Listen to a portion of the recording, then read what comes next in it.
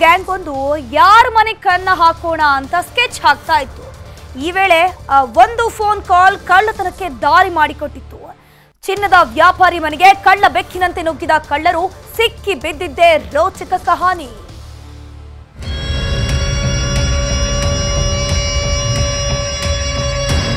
ಕೆಲವರು ಒಂದೊತ್ತಿನ ಊಟ ಇಲ್ದಿದ್ರೂ ಪರವಾಗಿಲ್ಲ, ಮರ್ಯಾದೆ ಬಿಡಲ್ಲ ಅಂತಾರೆ.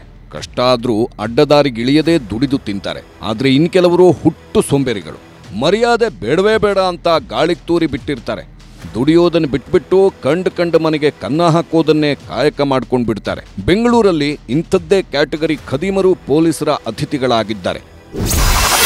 ಸಿನಿಮಾ ಸ್ಟೈಲಲ್ಲಿ ಕಳ್ಳತನ, ಕೆಜಿ ಚಿನ್ನಕ್ಕೆ ಕನ್ನ. ಚಿನ್ನ ಕದ್ದ ಖುಷಿಯಲ್ಲಿ ಧರ್ಮಸ್ಥಳಕ್ಕೆ ಹೋದವರು ಲಾಕ್.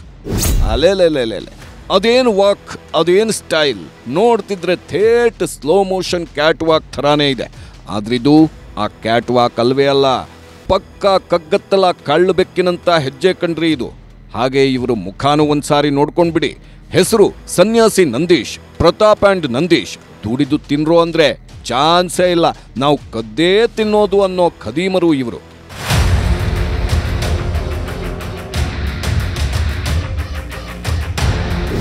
ಈ ಸನ್ಯಾಸಿ ನಂದೀಶ್ ಸುಬ್ರಹ್ಮಣ್ಯ ನಗರದ ಸಂಬಂಧಿಕರ ಮನೆಯಲ್ಲಿ ವಾಸವಾಗಿದ್ದ.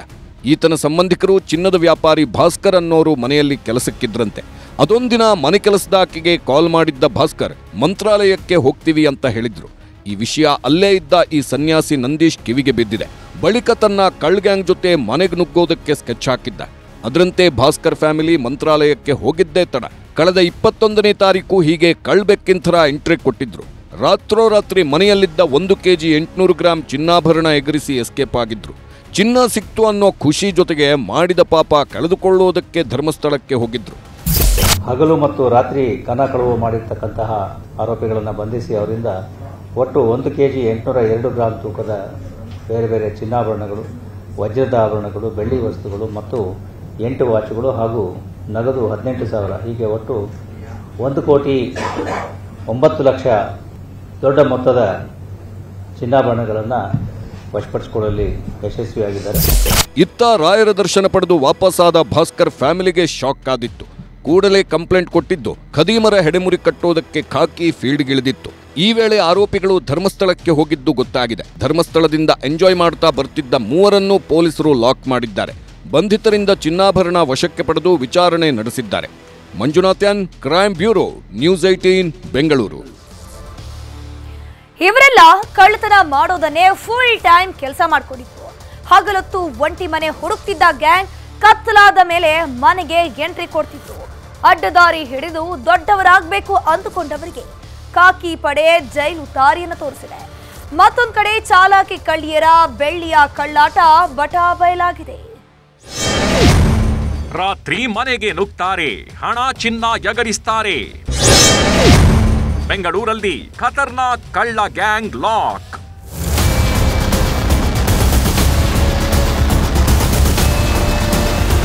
ಮುಖಕ್ಕೆ ಮಾಸ್ಕ್, ಕೈಗೆ ಗ್ಲೌಸ್. ರಾತ್ರೋರಾತ್ರಿ ಖತರ್ನಾಕ್ ಮನೆಗೆ ನುಗ್ತಾರೆ. ಕ್ಷಣ ಮಾತ್ರದಲ್ಲಿ ಬೀಗ ಹೊಡಿತಾರೆ. ಸಿಕ್ಕಿದ್ದನ್ನೆಲ್ಲ 50 ನಿಮಿಷದಲ್ಲಿ ದೋಚಿ ಎಸ್ಕೇಪ್ ಆಗ್ತಾರೆ. ಇದು ಸಿಸಿ ಕ್ಯಾಮೆರಾದಲ್ಲಿ ಸೆರೆಯಾದ ಖತರ್ನಾಕ್ ಜಂಗ್ಲಿ ಗ್ಯಾಂಗ್ ಕೈಚಳಕ. ಇವರಿಗೆಲ್ಲ ಕಳ್ಳತನ ಅನ್ನೋದು ಮೈಗಂಟಿದ ವಿದ್ಯೆ. ಕಂತೆ ಹಣ ಚಿನ್ನಾಭರಣ ಕಂಡ ಮನೆಯನ್ನ ಬಿಡೋದೇ ಇಲ್ಲ.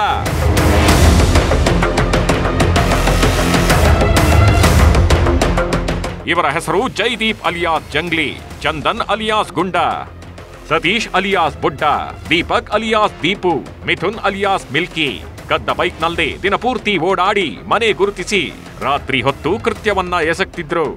ಕಳೆದ ಸೆಪ್ಟೆಂಬರ್ 17ರಂದು ಆರ್ಆರ್ ನಗರದ ಗಟ್ಟಿಗೇರಿಗೆ ಎಂಟ್ರಿ ಕೊಟ್ಟಿದ್ದ ಈ ಗ್ಯಾಂಗ್ ಚಂದ್ರಶೇಖರ್ ಅನ್ನೋರ ಮನೆಗೆ ನುಗ್ಗಿತ್ತು. ಮಾಸ್ಕ್ ಹಾಕೊಂಡು ಬಂದು ಲ್ಯಾಪ್ಟಾಪ್, ಚಿನ್ನಾಭರಣ ಸೇರಿದಂತೆ ಹಲವು ವಸ್ತುಗಳನ್ನ ಎಗರಿಸಿ ಎಸ್ಕೇಪ್ ಆಗಿದ್ರು. ಆರೋಪಿಗಳ ಸಂಪೂರ್ಣ ಕೃತ್ಯ ಸಿಸಿಟಿವಿಯಲ್ಲಿ ಸೆರೆಯಾಗಿದೆ. ಸದ್ಯ ಆರೋಪಿಗಳನ್ನ ಆರ್ಆರ್ ನಗರ ಪೊಲೀಸರು ಅರೆಸ್ಟ್ ಮಾಡಿದ್ದು 10 ರಿಂದ 18 ಲಕ್ಷ ಮೌಲ್ಯದ 103 ಗ್ರಾಂ ಚಿನ್ನ, 2 ಕೆಜಿಗೂ ಅಧಿಕ ಬೆಳ್ಳಿ, 3 ಬೈಕ್ ವಶಕ್ಕೆ ಪಡೆದುಕೊಂಡಿದ್ದಾರೆ. ಜ್ಯುವೆಲರಿ ಶಾಪ್ನಲ್ಲಿ ಕಳ್ಳಿಯರ ಕೈಚಳಕ.